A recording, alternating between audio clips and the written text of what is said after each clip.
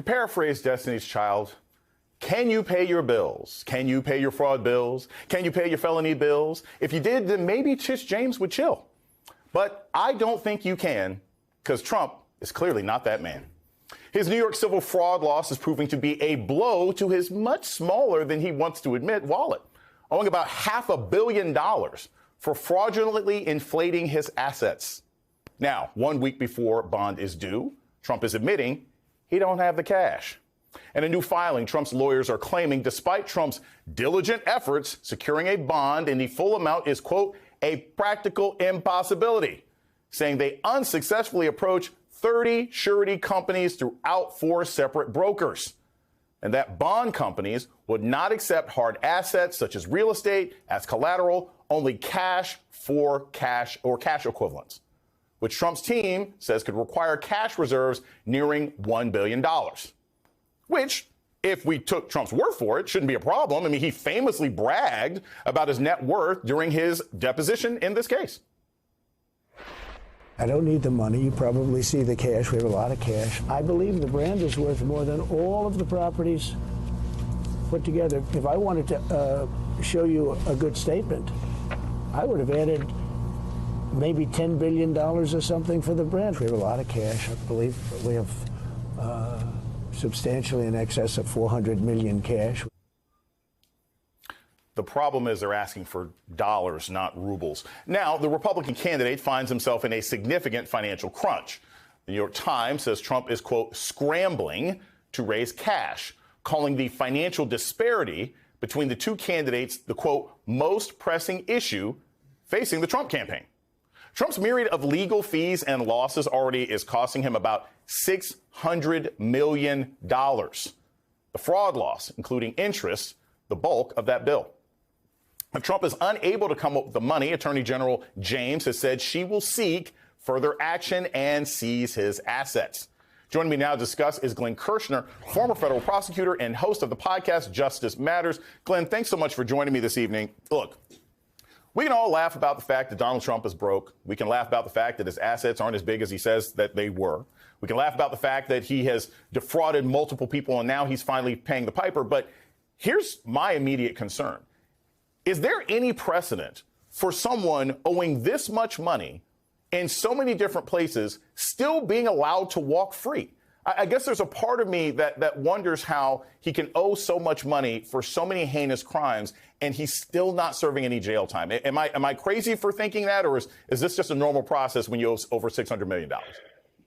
Yeah, well, this is all a civil fraud matter, all of these massive money judgments. So ordinarily, that's not going to result in somebody being incarcerated. Jason, we could certainly talk about his bloodbath comment. And given that he is on pretrial release in 4 felony prosecutions, it seems like he should be revoked on release and detained pending trial because he's a danger to the community, indeed to our democracy. And the law provides that if you pose a danger to even one person in the community when you're in a pretrial release status, you should be revoked and detained pending trial. But that's kind of beside the point. These civil fraud judgments right now, I read this new court filing from Donald Trump. I wouldn't recommend it to anybody unless they enjoy legal fiction.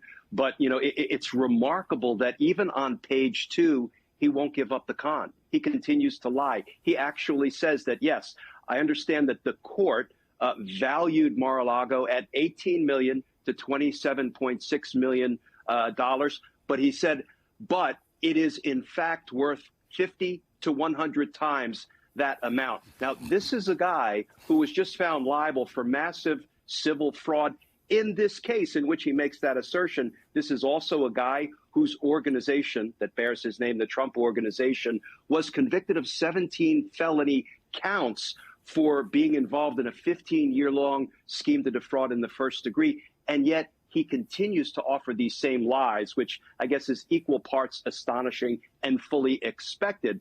But, when you read through this new court filing, Jason, and he says things like it is a practical impossibility to get a bond to cover this amount. When he says we've gone to 30 surety companies and they will not do bond business with us. He says we went to one of the world's largest insurance companies and they would not issue a bond. What the reader needs to insert after every one of those clauses is Because Donald Trump isn't as rich as he has always fraudulently asserted he is. This is a problem of his own making.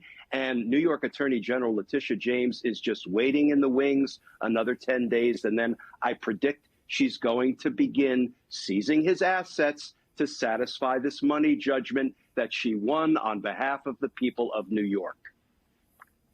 Glenn, I'm curious about this, stepping back and looking at this as a political issue, because what I found particularly compelling about current reporting is the idea that this amount of debt on Donald Trump is also, of course, going to start sapping away from fundraising for the Republican Party. Now that he's basically made the Republican Party an extension of his legal team, they may literally, if they start paying his bills directly and indirectly, his fines and his fraud and his fees, they won't have the money to field campaign staff to run against Joe Biden this fall. Is that something that's being taken into consideration here? Has Trump or any of his legal team thought about the fact that his inability to pay bills may actually result in him being a less powerful candidate running this fall?